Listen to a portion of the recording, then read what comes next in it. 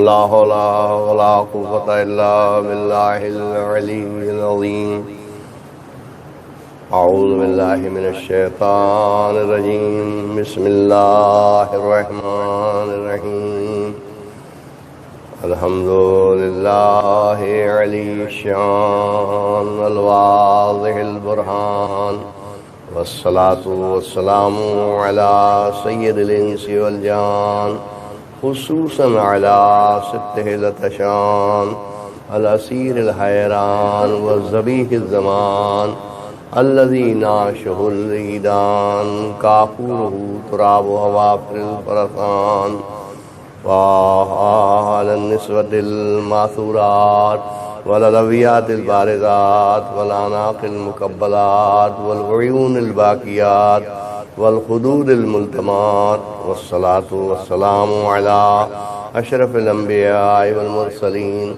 خاتم النبيين رحمة للعالمين سيدنا ونبينا وشفينا بالقاتل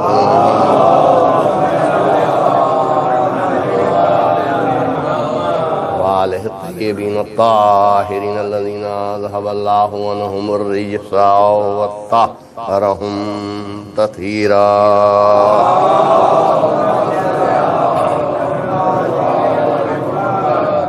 ولعنة الله على أعدائهم وقتلتهم وغاصبي حقوقهم ومنكري فضائلهم ومصائبهم أجمعين آمين يا رب العالمين أما بعد فقد قال الله سبحانه تبارك وتعالى في كتابه المبين بسم الله الرحمن الرحيم من أجل ذلك كتبنا على بني إسرائيل أنه من قتل نفسا بغير نفس أو فساد في الأرض فكأنما قتل الناس جميعا ومن أحياها فكأنما أحيا الناس جميعا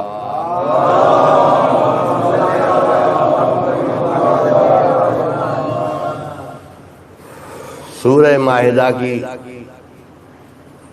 32ویں آیت جس میں اللہ نے ارشاد فرمایا کہ ہم نے بنی اسرائیل کے لیے اسی وجہ سے یہ لکھ دیا من قتل نفسا بغیر نفس جس نے کسی انسان کو قتل کر دیا من قتل نفسا بغیر نفس بغیر کسی نفس کے قتل کر دیا بغیر کسی نفس کے قتل کرنا کیا مطلب یعنی بغیر کسی انتقامی کارروائی کے بغیر نفس یعنی بغیر نفس کے معنی یہ ہے کہ کسی نے کسی کو نہیں مارا کسی نے کسی کے بھائی کو قتل کر دیا بیٹے کو قتل کر دیا تو اب ظاہر ہے وہ انتقامی کارروائی ہے تو جب انتقامی کارروائی ہے تو وہ بدلہ ہے قرآن ہے معجزہ ہے معمولی بات نہیں ہے کوئی معمولی کلام نہیں ہے یہ اللہ کا کلام ہے من قتل نفسا بغیر نفس جس نے کسی انسان کو نفس کو قتل کر دیا بغیر کسی انتقامی کارروائی کے اس لیے کہ انتقامی کارروائی ہے حق ہے القتل بالقتل قتل کے بدلے میں قتل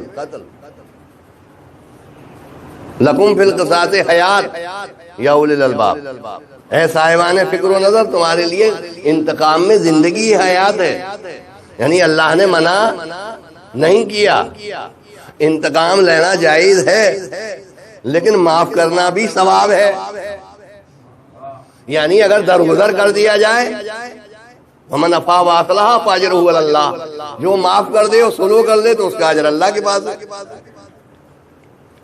تو اب اگر کوئی معاف کر دیتا ہے کہ بھائی اس نے ہمارے آدمی کو معاف کر دیا اس میں دیت ہے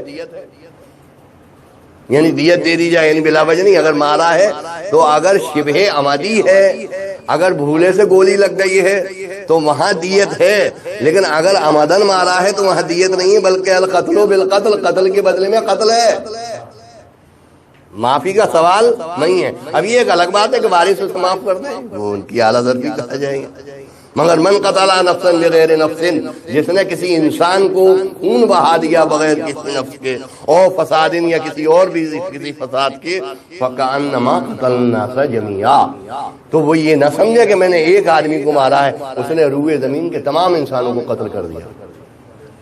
ومن احیاها فکأنما احیا الناس جميعا، اور جس نے کسی ایک کو زندگی دے دی اس نے روئے زمین کے تمام انسانوں کو حیات بخش کی، زندگی دے دی۔ درود پڑھے محمد آل محمد۔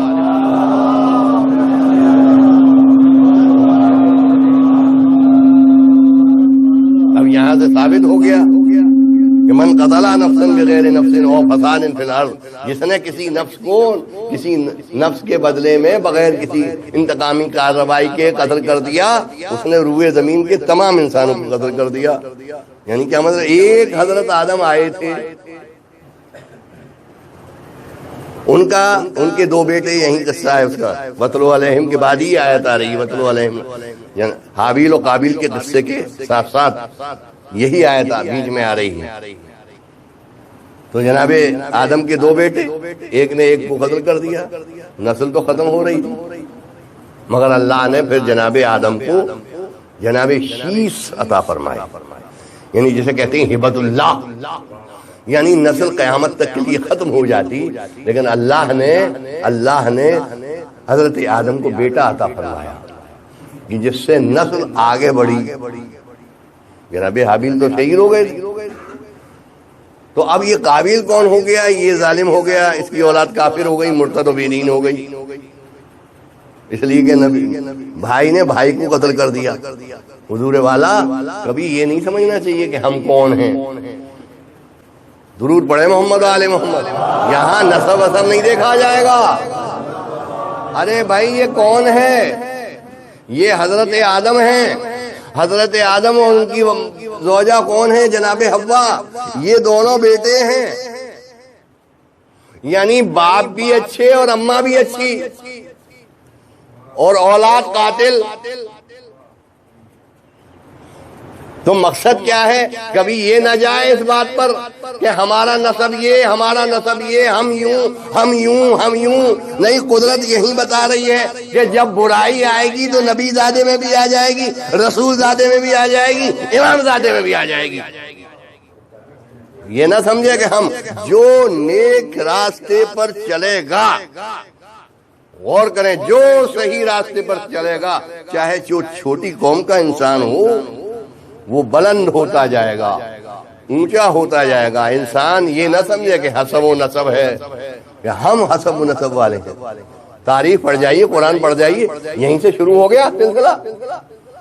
ارے بھئی کل اگر مولوی صاحب کا کوئی بیٹا برا کام کر، ارے مولانا کے بیٹے ہیں۔ ارے صاحب آپ یہ تو کہہ رہے ہیں مولانا کے بیٹے ہیں، وہاں یہ نہیں کہہ رہے حضرت آدم کے بیٹے ہیں۔ تو غور کریں، جناب نوح فرما رہے یا بنی ارکب معنا ولا تکن مع الکافرین۔ ذرا خشک مضمون ہے، درود پڑھے محمد آل محمد۔ کون ہے؟ یا بنی ارکب معنا ولا تکن مع الکافرین۔ سیلاب آیا ہوا ہے، آسمان تک پانی جا رہا ہے، جناب نوح کشتی میں بیٹھے ہوئے ہیں، سب ڈوب رہے ہیں، اپنے بیٹے سے کہہ رہے ہیں یا بنی ارکب معنا ولا تکن مع الکافرین، بیٹا میرے ساتھ کشتی میں سوار ہو رہا، ولا تکن مع الکافرین، کافروں کے ساتھ مت ہو۔ وہ کیا کہہ رہا ہے؟ سآوی الی جبل، میں تو پہاڑ پر چڑھ جاؤں گا، یعصمنی من الماء، مجھے پانی سے بچا لے گا۔ حضرت نوح کیا فرما رہے ہیں؟ لا عاصم اليوم من امر اللہ، آج عذاب الہی سے کسی کو نجات نہیں ملے گی، اسی کو نجات ملے گی جو اس کشتی میں سوار ہو جائے۔ سرکار نے کیا فرمایا؟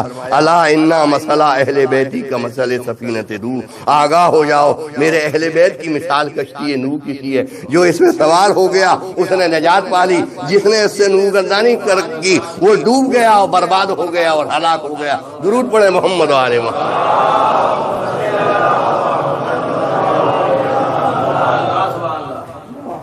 تو اب یہ ڈوب گیا، کون سا ڈوبا تھا؟ پانی میں ڈوب کبھی کوئی انسان دنیا سے چلا جاتا ہے، ڈوب کے مر جاتا ہے، اس کے بارے میں کیا حکم ہے؟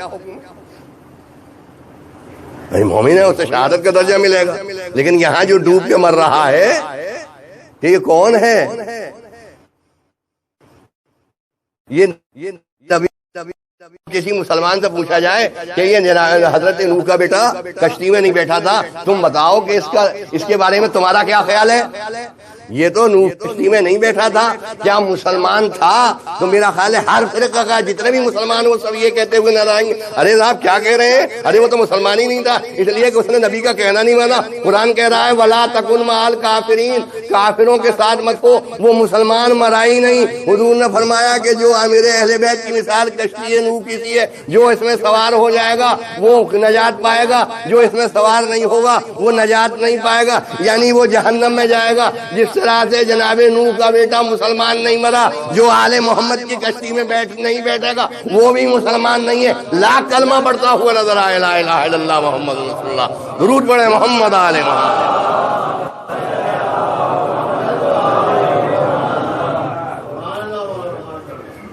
لاکھ کشتی میں بیٹھ لاکھ کہتا ہوا نظر آئے اشہدو اللہ الہ الا اللہ، مشہور و معروف حدیث، ایسی ویسی نہیں ہے۔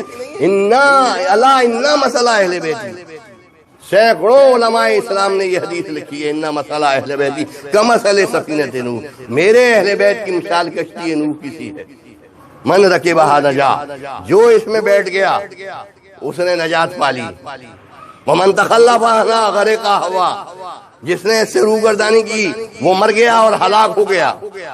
یہ نہ سمجھے کہ ہم نبی زادے ہیں، ہم امام زادے ہیں۔ حضور نے فرمایا آگاہ ہو جاؤ، جس کے قبضے قدرت میں میری جان ہے، نہ کسی کالے کو گورے پر، عربی کو عجمی پر، عجمی کو عربی پر، سید کو شیخ پر، شیخ کو سید پر کوئی فضیلت نہیں ہے مگر علم و تقوی اور ایمان سے فضیلت ہے۔ انسان کے پاس جتنا جتنا ایمان ہوگا، جتنا جتنا عمل ہوگا، اتنا ہی وہ بلند ہوتا جائے گا، جتنا عمل سے کردار سے دور ہوتا جائے گا اتنا ہی نیچا ہوتا جائے گا۔ درود پڑھے محمد آل محمد۔ نہیں چلے گا کہ ہم یوں ہیں، ہم یوں ہیں، ہم سید صاحب ہیں، ہم سید صاحب ہیں، نہیں نہیں نہیں، سید صاحب کی بات نہیں ہے۔ جس کے پاس زیادہ سے زیادہ ایمان ہوگا، اکثرکم نورا یوم القیامت اکثرکم حبا لآل محمد، تم میں سب سے زیادہ قیامت میں نور میں وہ ہوگا جس کے دل میں میری آل کی محبت زیادہ سے زیادہ ہوگی۔ اب آپ اپنے دل میں محبت اہل بیت اس منزل پر لے آئیں تو آپ بھی زمانے کے ابو ذر و مقداد بنتے نظر آئیں گے۔ درود پڑھے محمد آل محمد۔ تو ضروری ہے کہ وہ زمانے میں تھے، آپ بھی تو کوشش کیجئے۔ اللہ نے تو راستہ بتا دیا، جو جیسا کرے گا ویسے ہی بلند ہوتا جائے گا۔ یہ نہیں کہنا چاہیے کہ ہم یوں ہیں، ہم یوں ہیں، ہم اس خاندان کے ہیں، ہم اس خاندان کے ہیں۔ یعنی نبی زیادہ برا کام کر رہا ہے، پیغمبر زیادہ۔ قرآن بیان کر رہا ہوں، آج قرآن سے ہی بات ہو رہی ہے، جو بات ہو رہی ہے قرآن، نبی زادوں کی بات ہو رہی ہے۔ یہ بھی نہیں کہ مولویوں کی بات ہو رہی ہو کہ مولوی کی اولاد ہے، نبی زادے کی بات ہو رہی ہے۔ جناب یوسف کو کنویں میں ڈال دیا ہے، سورہ یوسف پورا موجود ہے۔ بھیا اگر میرے خاندان میں، اگر میرے بستی میں بھی کوئی آیت اللہ پیدا ہو جائے تو ہم خوش ہوں گے نا۔ ہمارے ہاں خاندان مولا آیت اللہ پیدا ہوئی، یہ جلنے لگے۔ بھائی 11 بھائی تھے، اگر بھائی پیغمبر تھا تو خوش ہوتے کہ ہمارا بھائی پیغمبر ہے، ہمارے خاندان میں نبوت ہے، ہمارے باپ بھی نبی، ہمارا بھائی بھی نبی، یہ میں کیوں نہیں نبی ہوا؟ اب یہ دادا گیری شروع ہو گئی کہ صاحب میں کیوں نہیں نبی ہو گیا؟ آپ کے باپ دادا کی جاگیر ہے کہ آپ کو بنا دیا جائے؟ اللہ جسے بنائے گا وہ بنائے گا۔ آپ کہتے ہیں یہاں لڑائی شروع ہو گئی، اقتدار شروع ہو گیا، لے گئے کنویں میں ڈال دیا۔ وجاؤ اباہم میں شاہیں یبکون، اور روتے ہوئے رات میں شامیں آ رہے ہیں، رات ہو گئی کہ بابا ہم نے تو وہیں بٹھا دیا تھا، کپڑے وپڑے یہاں رکھے رہو، ہم کھیلنے کے لیے چلے گئے تھے، اس کا خیال رکھنا۔ اتنی دیر میں بھیڑیا آ گیا، اس نے کھا لیا، اور ہم تو سچ بول رہے ہیں مگر آپ ہمیں جھوٹا سمجھیں گے۔ درود پڑھے محمد آل محمد۔ یعنی گناہ پہ گناہ ہو رہے ہیں۔ ایک کہہ رہا ہے قتل کر دو، دوسرا کہہ رہا ہے قتل نہ کرو۔ جس کو اللہ کو بچانا منظور ہوتا ہے تو بچ گئے، اللہ کو بچانا منظور تھا تو بچ گئے، ورنہ دونوں تو یہ تو میٹنگ ہو رہی تھی۔ ایک کہہ رہا ہے، ایک بھائی کہہ رہا ہے مار دو، دوسرا کہہ رہا ہے لا تقتلوا، مار مت بلکہ جھاڑیوں میں ڈال دو، کوئی آئے گا لے جائے گا۔ یہ تو اللہ کو بچانا تھا۔ 4 برس کے تھے، کنویں میں ڈال دیا، ایسے کنویں جیسے ہمارے جلالی میں سوکھے کنویں پڑے رہتے ہیں۔ اب کسی نے پانی ڈول ڈالا، اب جو ڈول ڈالا تو اب بس حضرت یوسف نے جو رسی پکڑ لی، ارے یہ تو بڑا خوبصورت بچہ ہے، ارے بڑا پیارا بچہ ہے، یہ کیا ہوا، یہ کون، یہ نبی زادے برا کام کر رہے ہیں یا نہیں؟ تو جو برا کام کرے گا یہ نہیں دیکھا جائے گا کہ کون ہے. یہ حکومت، کردار، یہ سب باتیں ہمارے باپ کی جاگیر نہیں ہے. اگر نبی زادہ بھی برا کرے گا تو وہ بھی جہنم میں جائے گا، اور اگر کہیں غیر قوم کا کام اچھے کرے گا اور صاحب ایمان ہوگا وہ جنت میں چلا جائے گا. اب آپ دیکھیے بنی ہاشم میں کون ہے، غیر بنی ہاشم میں کون ہے. جناب میثم تمار کون ہے؟ میثم ابن یحییٰ تمار. کوئی دنیا ایسا پیدا ہو سکتا ہے؟ یعنی مولا کائنات نے یہ فرما دیا کہ میثم اس درخت کے نیچے تمہیں سولی دی جائے گی. تاریخ بیان کر رہا ہوں، تاریخ بیان. اس درخت کے نیچے سولی دی جائے گی.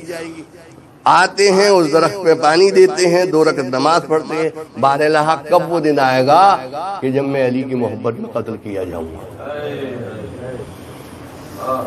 یہ سمجھ کر جان دے دی میثم تمار نے. جناب ماہر لکھنوی یہ سمجھ کر جان دے دی میثم تمار نے، ارے زندگی جب ختم ہوگی زندگی مل جائے گی.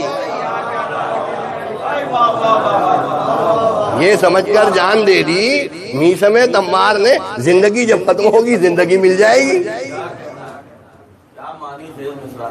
تو یہ کیا ہے؟ یعنی ایسے ہی تھوڑی وہ جانتے تھے کہ یہ دنیا کی زندگی میرے لیے کیا ہے. اور فضائل کیا کہنا، کس انداز سے فضائل بیان کر رہے ہیں. کیا یہ ضعیف واقعہ ہے؟ کسی بھی آیت اللہ کی ذرا انگلی کاٹ کے دیکھ لیجیے، کیسے ہی پہنچا ہوا عالم ہو. میں یہ بتا رہا ہوں، شاید آپ بعد میں مجھ سے بات کر لیں جب مجلس ختم ہو جائے، کہ ذرا ہاتھ کاٹ دیجیے کسی آیت اللہ کا، اس سے کہہ دیجیے ذرا 15 منٹ گفتگو کر لو، تو وہ اپنے ہاتھ کو ہی دیکھتا رہے گا. دماغ لڑائیے نا، دماغ. درود پڑھے محمد والے. یہ ہے واقعہ.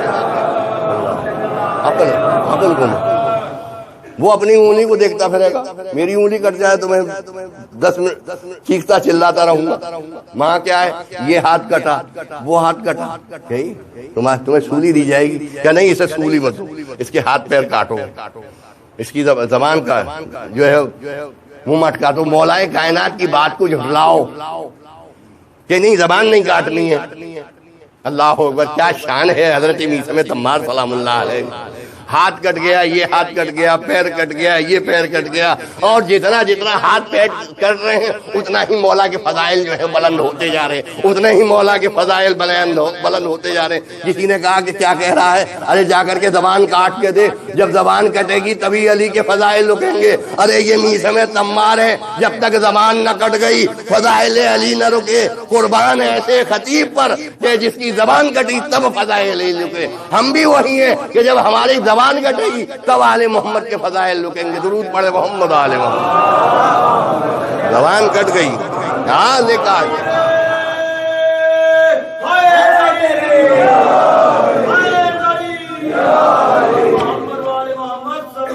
میرے مولا کے قول کو جھٹلا رہا ہے، میرے مولا کے قول کو جھٹلا رہا ہے. جھٹلا کے دیکھ. میری ماں نے مجھے ناد علی پڑھ کر دعا دی ہے، میرا بیٹا غلام میثم تمار ہو جائے. بن تو جائے کوئی، ہے کوئی ایسا دلیر، ہے کوئی ایسا شجاع.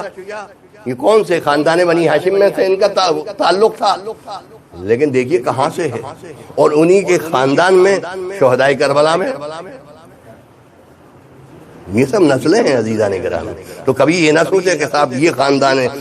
انسان اپنے کو بلند کرتا جائے. ایک حدیث مولا کائنات کی بیان کروں گا آپ کے سامنے، امیر المومنین صلی اللہ علیہ وسلم. میں کتابیں دیکھ رہا تھا، کئی کتابوں میں وہ حدیث ملی. مولا نے فرمایا کہ انسان اپنی ترقی کو آگے نہیں بڑھاتا. دیکھیے گناہ عظیم ہے کہ ممبر پہ جھوٹ بولا جائے، وہ بھی معصوم. امام فرماتے ہیں کہ یہ انسان یہ چاہتا ہے، انسان بڑھتا نہیں ہے، کہتا ہے کہ نہیں ارے ہم ایسے کیسے ہو جائیں گے، ہم ایسے کیسے، ارے بھائی وہ تو مولا کائنات، ہمارے کیا بس کی بات ہے. ارے ہمارے کیا بس کی بات نہیں، آپ کے بس کی بات ہے مگر آپ چاہتے نہیں ہیں. مثلا ارے کچھ تو ہے بس کی بات. اگر ان کے زیادہ بس کی بات ہے، آج ہی دیکھ لیجئے محرم میں صبح سے شام تک 10 مرتبہ پانی پیتے ہیں، کولر لگے ہوئے ہیں، ذرا سی گرمی تیز ہو گئی، گرمی زیادہ ہو گئی، گرمی زیادہ ہو گئی۔ انسان اپنے کو آگے بڑھانے کی کوشش کرے، انسان اپنے کو آگے لانے کی کوشش کرے۔ مولا یہ فرماتے ہیں کہ انسان کو، ہر شخص کو وہ بلند صلاحیت عطا کی ہے اللہ نے جو میرا چاہنے والا ہے، میرا ماننے والا ہے، مگر وہ اس صلاحیت کو حاصل کر کے وہ بلندی پر پہنچنا نہیں چاہتا، بلکہ بے ہمتی کر کے وہ نیچے ہی رہتا ہے۔ اس کی وجہ یہ وہ آگے بڑھنا نہیں چاہتا۔ اگر وہ چاہے آگے بڑھنا تو آگے بڑھ سکتا ہے۔ اگر ہم عیسی میں تمار نہیں ہو سکتے، ہم سلمان اور ابو ذر نہیں ہو سکتے، تو ہم چاہیں تو صحیح کہ کوشش کریں۔ اگر گناہ کرتے رہیں، کبھی گناہ سے انسان بلند نہیں ہوتا۔ ارے صاحب وہ مولا بخشوا دیں گے۔ اگر سلمان سلام اللہ علیہ یہ دیکھ لیتے کہ مولا اور رسول بخشوا دیں گے تو وہ بھی دو چار گناہ کبیرہ کر لیتے، کیا انہیں نہیں معلوم تھا؟ دو چار گناہ کبیرہ کر ڈالتے ہیں، ان سے آپ سے زیادہ عشق تھا، مگر انہوں نے گناہ تو نہیں کیے۔ گناہ کرنے سے انسان بلند نہیں ہوتا۔ معاف کیے گا، ناگوار نہ گزرے مجمع کو۔ گناہ کرنے سے انسان بلند نہیں ہوتا، اللہ کی اطاعت سے انسان بلند ہوتا چلا جاتا ہے۔ جتنا جتنا اللہ کی اطاعت کرتا جائے گا اتنا ہی بلند ہوتا جائے، چاہے جاہل بھی ہو، شریلما پڑے ہوئے نہ ہو، مولوی نہ ہو، مجتہد نہ ہو، عام انسان ہو، اور مولوی ہو کر کے بھی مولوی کیا ہوئی، لومڑی ہو گئی، درود پڑے محمد آل محمد، تو پھر وہ عوام سے کہلوائے گا۔ یہ کیسے کہہ دیا کہنے والے نے؟ مولویوں میں نقص دیکھا تبھی تو کہہ دیا، اگر وہ نقص نہ دیکھا ہوتا تو کیوں کہہ دیتی عوام؟ تو جب عوام کے سامنے ہی ہو، تو جب مولوی غلط کام کرے گا تو وہ مولوی بھی نیچا ہوتا چلا جائے گا، اور اگر کوئی عام آدمی جو ہے تقویٰ، تقدس اور پاکیزگی نفس استعمال کرے گا تو امام اسے آ کر کے جو ہے ملاقات کریں گے اور سلام کریں گے۔ تو ہر رعایت اللہ ضروری نہیں ہے۔ عزیزان گرامی، اگر میں بلند، میں عمومی بات کر رہا ہوں، جو جتنا اس وقت تبلیغی رخ ہے کہ جو انسان نیک عمل کرتا جائے گا، نماز میں نہ پڑھوں، جھوٹ میں بولوں، غیبت میں کروں، چغلی میں کروں، تو میں لگاؤں، لوگوں کو مال اٹھا کے لے جاؤں، اس کے بعد بھی میں تو مولا ہی آدمی ہوں، مولا سے محبت کرتا ہوں، تو بلندی حاصل نہیں ہوگی۔ بلندی تقوی اور تقدس سے بلندی حاصل ہوگی۔ اگر آپ شیعہ علی ہیں تو اپنے کو تقوی بلند کرتے جائیں، اپنا کردار بلند کرتے جائیں۔ جتنا جتنا آپ کردار بلند کرتے جائیں گے اتنے ہی آپ اونچے ہوتے چلے جائیں گے۔ درود پڑھے محمد علیہ۔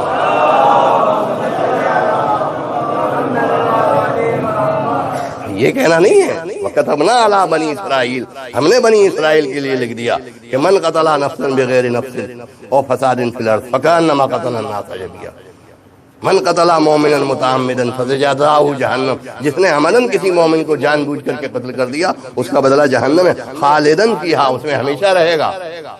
مومن کا ناحق قتل آسان کام ہے کہ انسان مومن کو قتل کر دے اور جنت میں جانے کی امید رکھے؟ نہیں، انسان اپنے کردار سے بلند ہوتا ہے، اپنے تقوی سے بلند ہوتا ہے، اپنے تقدس سے بلند ہوتا ہے۔ یہ نہیں ہے کہ ہم فرش ادا پہ بیٹھے ہیں تو ہمیں اپنے کردار کو بلند کرنا چاہیے، جو دیکھنے والا دیکھے۔ آج بھی ہمیں یہ فخر ہے، باوجود اس کے کہ غیر مذہب کے لوگ ہمیں یہ کہتے ہوئے نظر آ رہے ہیں، دنیا میں اگر کوئی اچھی قوم ہے وہ حسینی ہے، جو عزادار ہیں، جو حسین کو مانتے ہیں، جو حسین سے محبت کرتے ہیں۔ اس کے معنی یہ ہے کہ آج بھی ہماری فتح مبین ہے۔ اس اعتبار سے کہ غیر مذہب کے لوگ جو ہیں ہمیں کہہ رہے ہیں کہ اگر کوئی قوم دنیا میں ہے وہ حسین کے ماننے والے ہیں، حسین کے عزادار ہیں۔ یہ کیوں ہے؟ غیر کہہ رہے ہیں نا۔ تو یہ جھگڑا، فساد، اقتداری جنگ، یہ سب چلی آ رہی ہے، آج کوئی نئی بات نہیں۔ پوری میں نے ابھی آپ کے سامنے تمام آیاتیں جو ہے انبیاء کے سلسلے میں پیش کی کہ انبیاء کی اولادیں جو ہے کیسی ہیں۔ دعویٰ امامت کر دیا جعفر کذاب نے کہ میں امام ہوں، تو حضرت عباس نے تو دعویٰ امامت نہیں کیا۔ بھئی یہ بھی امام زادے ہیں، وہ بھی امام زادے ہیں، اقتداری جنگ ہے، میں بڑا ہوں۔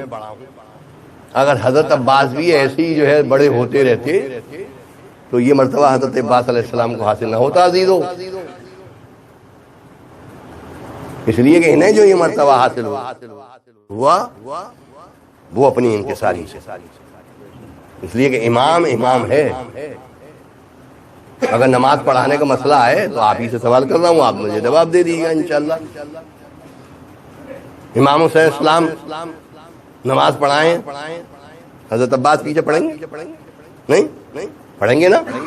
اچھا اگر حضرت عباس کہیں کہ بھیا آپ نے تو 15 مرتبہ پڑھائی, ایک مرتبہ میرے بھی پیچھے پڑھ لو, درود پڑھیں محمد علیہ وسلم. بڑا سمجھدار مجمع ہے. 20 مرتبہ امام حسین السلام نے پڑھائی, ایک مرتبہ حضرت عباس کہنے میرے پیچھے بھی پڑھ لو. نہیں, ایک مرتبہ بھی امام حسین علیہ السلام حضرت عباس کے پیچھے نہیں پڑھ سکتے, اس لیے کہ یہ ہے امام. امام کے آگے کوئی سبقت نہیں کر سکتا. اسی کا نام ہے امامت, کہ امامت کے آگے کوئی کائنات میں آ نہیں سکتا کتنی بڑا ہو. عزیزان گرامی, اسی لیے یہ ذات گرامی حضرت ابوالفضل عباس, کیا کہنا ان کی عظمت و بلندی کا. سبحان اللہ. بلند اسی لیے ہوئے کہ ہمیشہ اپنے کو خادم کہتے رہے, ہمیشہ اپنے کو غلام کہتے رہے. ادھر نو کی شام کو جب صلح کی بات آئی ہے تو امام حسین السلام چلے, ہمارے ساتھ چلا. جب امام حسین السلام چلے, ہمارے ساتھ چلا. ادھر سے شہزادہ علی, ہمارے ساتھ کا بیٹا چلا. ادھر سے شہزادہ علی اکبر چلے. جب یہ چلے تو ادھر سے ہمارے ساتھ کا غلام چلا. ادھر سے حضرت عباس چلے. مولانا پوچھا کہ تم بھیا کیسے آ رہے ہو؟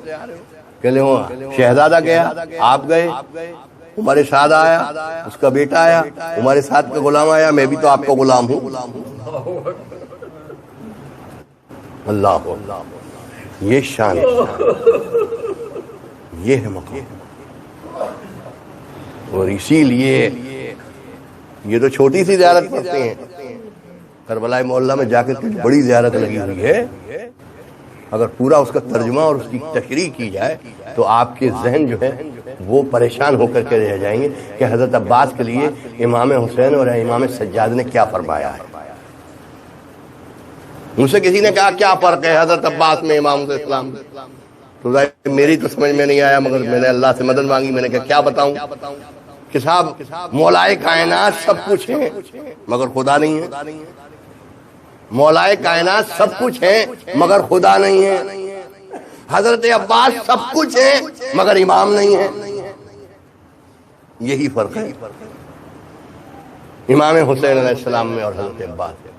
اسی لیے صرف پوری حیات میں حضرت ابوالفضل عباس نے کبھی آنکھ ملا کر کے بات نہیں کی, بلکہ خادم بنے. اسی لیے کربلا میں امام حسین السلام نے علم عطا. عزیزو, یہ ایسا جانثار بھائی ہے کہ شیخ عباس قمی نے لکھا ہے کہ واللہ ان قطعتم یمینی, قسم خدا کی اگر تم نے میرا سیدھا ہاتھ کاٹ دیا ہے تو میں اپنے بھائی کی حسین کی نصرت سے باز نہیں ہوں گا. میں اپنے بھائی کی نصرت, سیدھا ہاتھ کٹا, الٹا ہاتھ کٹا.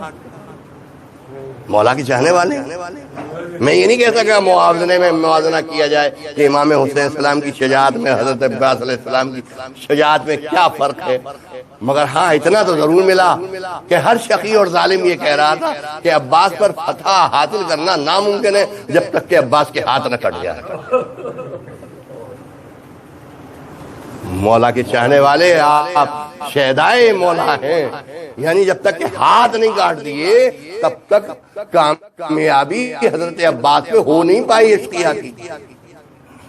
اور اسی لیے جس وقت جب بشیر ابن جزلم عزاداران مظلوم کربلا, جب بشیر ابن جزلم علم لے کر کے پہنچا ہے اور امام سجاد نے فرمایا ہے, اس لیے کہ ہم جب حج کرنے گئے تو ہمیں لوگوں نے بتایا, مہدی صاحب نے اور ان کے وسیع نے بیٹے نے, کہ یہ وہ مقام ہے جس میں توڑ دیا گیا ہے کہ یہ امام سجاد کا قافلہ 6 کلومیٹر, جیسے آگے آپ چلے جائیں, یہاں ہمارا بھون کھیڑا ہے, اس سے آگے بھی چلے جائیں تو یہ 8-7 کلومیٹر پہلے قافلہ اہل بیت کا رکا تھا، اور وہاں رک کر کے امام سجاد نے یہ فرمایا تھا کہ فوراً مدینے میں داخل نہ ہو، بلکہ جانے کے پہلے اطلاع کر دو مدینے میں جا کر کے۔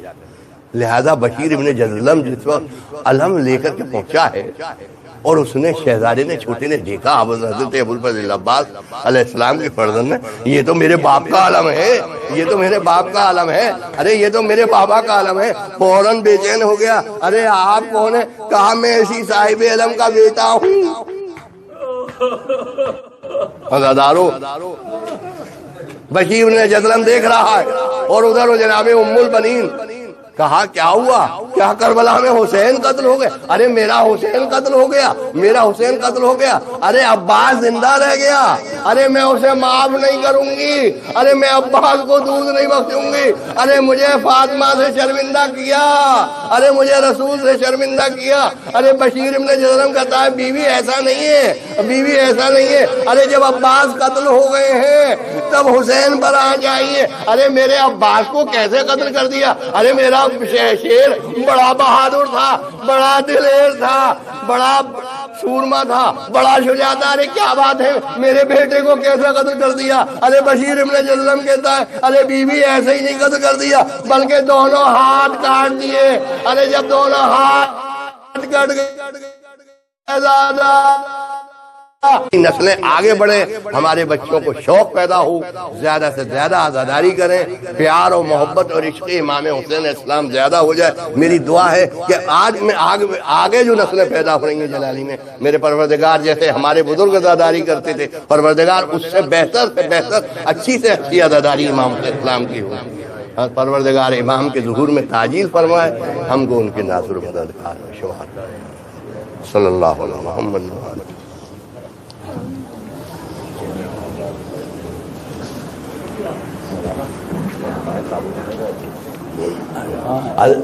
مومنین کرام، ابھی شریف احمد بھائی کی مجلس کے بعد مولا ابوالفضل